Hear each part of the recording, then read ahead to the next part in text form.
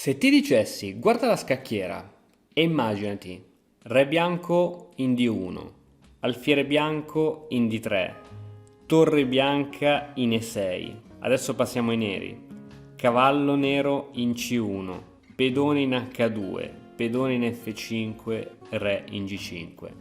Probabilmente ti sei già dimenticato un po' la situazione. E se ti chiedessi di risolvere mentalmente questo studio, che non si tratta di un matto in uno o un matto in due, ma è uno studio, quindi una successione di mosse, e nel caso di questo studio sono 9 mosse tutte corrette con le risposte migliori per il bianco e per il nero, riusciresti?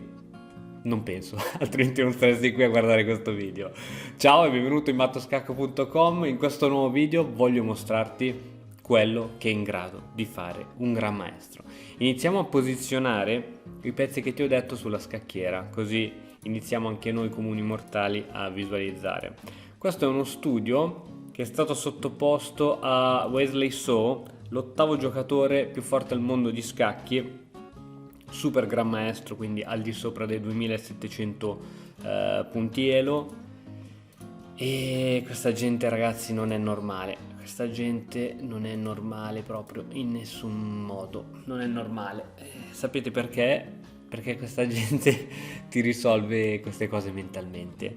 E tieni conto che al mondo ci sono 1500 gran maestri. Qualcuno mi ha scritto anche nei commenti: ma se io studio tanto, in quanto tempo riesco a diventare gran maestro? Ragazzi, gran maestro non è che ci possono diventare tutti, neanche studiando 8-9 ore al giorno gli scacchi. Il mio maestro, che è un maestro internazionale, lui mi diceva che in gioventù faceva anche sessioni di studio di 20 ore al giorno, è diventato un maestro internazionale, non è mai riuscito a fare quel gradino per diventare gran maestro. E tenete conto che solo lo 0,3% dei giocatori arriva al titolo di gran maestro, poiché i giocatori mondiali giocatori di scacchi sono circa 800 milioni, solo 1500 di questi diventano gran maestri. In Italia non è che ne abbiamo tantissimi. Allora, andiamo a risolvere questa posizione. Tocca al bianco e il bianco riesce a pareggiare. Tieni conto che il nero è in grande vantaggio, perché se il nero riesce a spingere il pedone in H1 diventa una donna e vince la partita.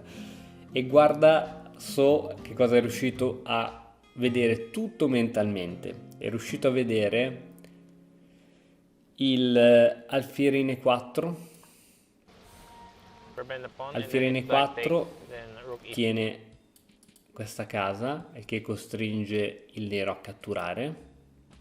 Dopo aver catturato torre E5 scacco, re va in G4, torre per E4 scacco, il re continua a scendere. Adesso qui ci mise un pochettino di tempo per capire qual era la mossa migliore, e in effetti è un po' difficile da capire. Tieni conto che adesso, non so, una mossa come torre in E1 permette appunto cavallo in D3. E adesso che cosa succede dopo cavallo D3? Se la torre va in H1, che cosa può succedere? C'è semplicemente questo e si perde la partita. Perciò la torre non può andare in H1. So tutto mentalmente giocò torre F1. Il re va in G2 minacciando la torre e supportando questa spinta. E adesso dove la piazziamo la torre? Che cosa facciamo? Spostiamo la torre, si sposta il re in E2 che controlla la posizione. Cavallo in F4, scacco, il re deve rimanere vicino alla torre che va in E1. Cavallo in H3, adesso sacrificio di torre in H1. Il re nero accetta il sacrificio e re F1, la partita è patta. Perché è patta? Poiché il re bianco riuscirà a muoversi sempre su queste due case e impedirà sempre la possibilità al re nero di uscire al di fuori dell'ottava traversa, in questo caso della prima. E di conseguenza, nonostante anche i possibili scacchi di cavallo, il re bianco andrà sempre avanti e indietro, e il re nero non riuscirà mai ad uscire da quell'angolino. Di conseguenza non riuscirà mai a spingere il pedone, e tu sai bene che un cavallo da solo contro un re non riesci a fare scacco matto, quindi questa è una posizione teorica di stallo. Tutta è nata da questa posizione. Probabilmente neanche, no, non senza probabilmente, sicuramente non sarei mai stato in grado di risolvere questo studio neanche con la scacchiera davanti. Figuriamoci se qualcuno mi dice Re in E1 e l'alfiere in D3, non sarei mai riuscito. Ragazzi, questo è quello che sono in grado di fare i gran maestri. Quindi accontentiamoci di arrivare a livelli umani. Che sarebbe già bella roba. Spero che anche questo video ti sia piaciuto e se sì, sostieni il canale lasciando un like, un commento e iscrivendoti al canale. Noi ci vediamo domani con un altro nuovissimo video. Ciao!